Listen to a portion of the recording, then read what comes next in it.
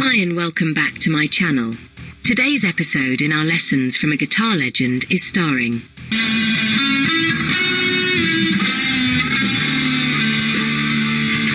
Few guitarists have left a mark on rock music quite like Slash. From his blistering solos to his signature bluesy bends, he became the defining sound of Guns N' Roses. But how did he rise to fame? What happened when he left the band? And what makes his playing style so legendary? Let's dive into the story of Slash. Born Saul Hudson on July 23, 1965, in Hampstead, London, Slash grew up surrounded by music. His father designed album covers for artists like Joni Mitchell, while his mother was a costume designer for David Bowie. In the mid-1970s, his family moved to Los Angeles, where he was exposed to the thriving rock scene. At age 15, he picked up the guitar and quickly became obsessed. Inspired by Led Zeppelin, Aerosmith, and Eric Clapton, he practiced relentlessly, sometimes up to 12 hours a day. His first guitar didn't even have all 6 strings, but that didn't stop him from learning. Before Guns N' Roses, Slash cut his teeth in several bands. He first joined a group called Tyder Sloan, then played with Road Crew, a band he formed with future GNR drummer Steven Adler. During this time, he auditioned for Poison but was turned down, which in hindsight was a blessing. In 1985, Slash was recruited into Guns N' Roses, replacing guitarist Trocky Guns. The lineup of Axl Rose, Duff McKagan, Izzy Stradlin, Steven Adler, and Slash would go on to make rock history. Their 1987 debut album Appetite for Destruction became the best-selling debut album of all time, fueled by Slash's unforgettable riffs on songs like Sweet Child O' Mine and Welcome to the Jungle. By the mid-90s, tensions in the band had reached a breaking point. Creative differences and Axl Rose's increasing control over the group led to Slash's departure in 1996.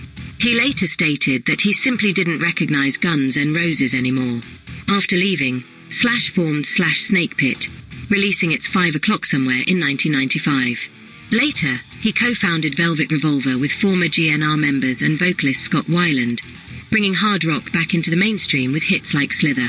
His solo career saw collaborations with artists like Miles Kennedy, Ozzy Osbourne, and even Michael Jackson. After decades of speculation, Slash officially rejoined Guns N' Roses in 2016 alongside Duff McKagan for the Not in This Lifetime tour.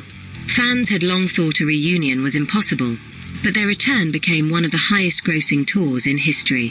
One of the defining elements of Slash playing is his mastery of string bending.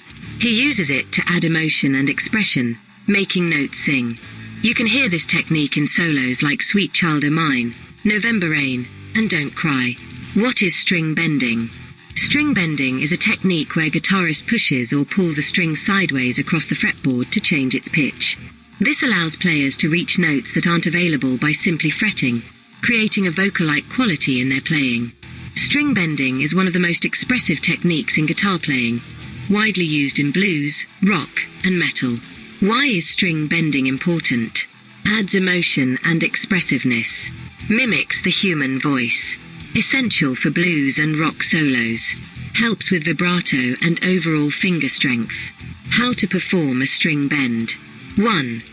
Positioning your fingers.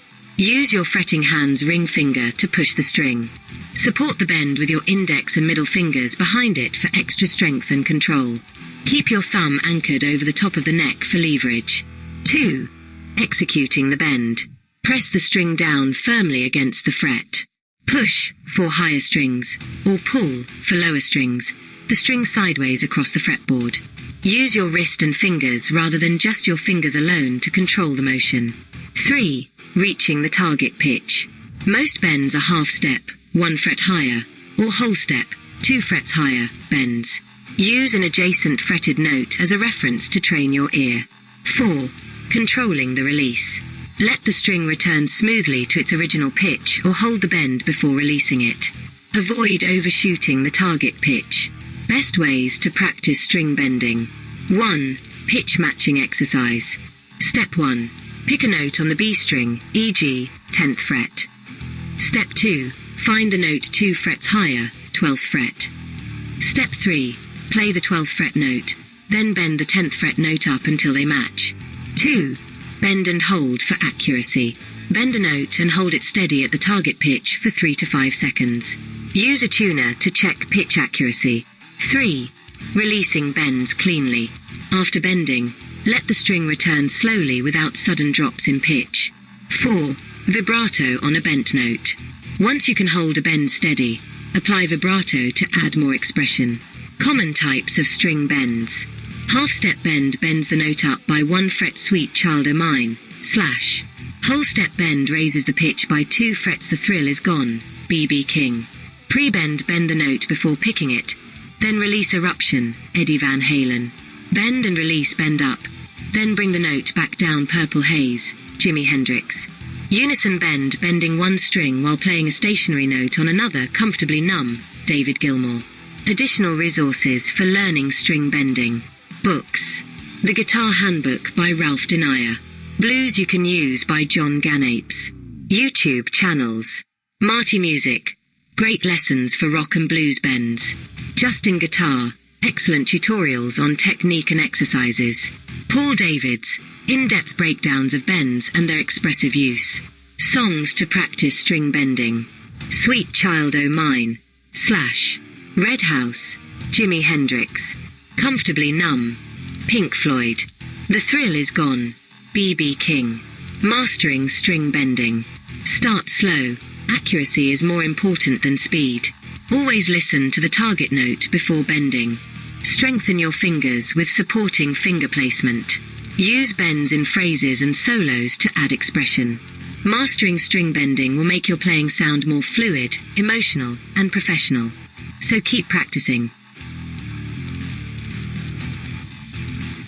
Slash is almost inseparable from his Gibson Les Paul. His go-to model is a 59 Les Paul replica, but has worked with Gibson to release multiple signature models. He's also known for using Marshall amplifiers, specifically the JCM 800 series, to achieve his signature warm, overdriven tone. Slash isn't just a rock guitarist, he's a living legend. His riffs, tone, and playing style have influenced generations of musicians. Whether with Guns N' Roses, Velvet Revolver, or his solo work, his music continues to inspire. What's your favorite Slash solo? Let us know in the comments. And don't forget to like and subscribe for more deep dives into the world of legendary guitarists.